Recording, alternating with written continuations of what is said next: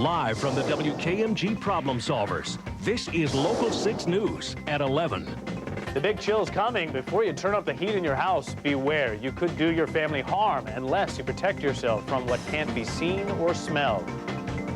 And good evening, everybody. I'm Bob Fryer. Lauren Perkins is off tonight. Tomorrow night, the mercury will be near or below freezing. But, you know, putting another log on the fire or cranking up the heat can put your family at risk of potentially deadly gas. Talking about carbon monoxide. Problem solver Todd Drukowski is live with a simple way to protect yourself. Todd? Yeah, Bob, these detectors kind of spell it out. On the backside, it says carbon monoxide cannot be seen or smelled, but can kill you. In fact, the effects can be felt when the concentration reaches 0.1% in your house. So many firefighters believe that these detectors are becoming as essential as smoke detectors.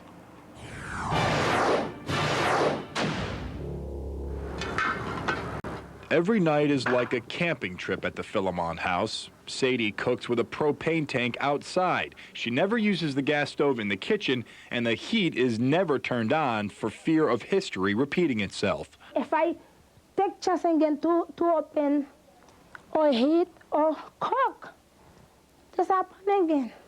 That's my reason. That's why I scared. Afraid of carbon monoxide, or CO. Her gas heater malfunctioned a year ago, sending CO spewing through the house. All 8 people were overcome. They spent hours in a hyperbaric chamber getting oxygen forced into their lungs to rid them of the odorless and colorless killer. CO has been given kind of unofficially the nickname the silent killer. It earns it. It earns that name quite well. Any appliance that burns a fuel produces a small amount of CO.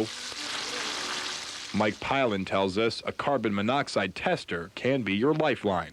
If your house isn't ventilated well enough, again, it could actually accumulate, and the CO detectors are a good pre-alert to that. And fireplaces produce a tremendous amount of CO. That's why it's imperative to properly maintain your chimney. And when cooking with gas, always turn on the exhaust fan. That will help, but installing a CO detector can save your family's lives. And right now there is no CO detected out here. We went shopping tonight, and at one hardware store we saw a variety of carbon monoxide detectors, and they range between $27 and $40.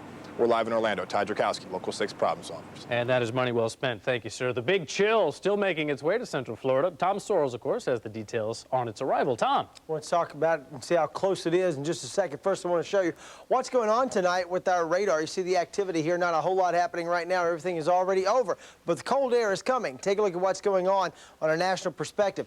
Down to 36 already in Tallahassee, 68 in Miami, and we are somewhere in between. Temperatures for the moment not doing too badly. 60 in Orlando. 57 in Sanford. But look, Ocala, you're down to 45. Tomorrow morning when you wake up, everyone should be there. We'll talk about why that is and the fact that we don't warm up at all tomorrow with the 6 Weather Team forecast in just a minute. Well, a big southern storm dumps snow from Louisiana to the Carolinas, leaving power outages in its wake. 15,000 are in the dark in South Carolina, while up to a foot of snow is still expected in North Carolina. Enough snow fell in Alabama to make snowmen and some snow angels. You know how unusual that is. But in Atlanta, the snow disrupted travel plans for thousands of Americans. Hartsfield International has delayed or canceled scores of flights. Many travelers headed down here to Orlando. They're caught in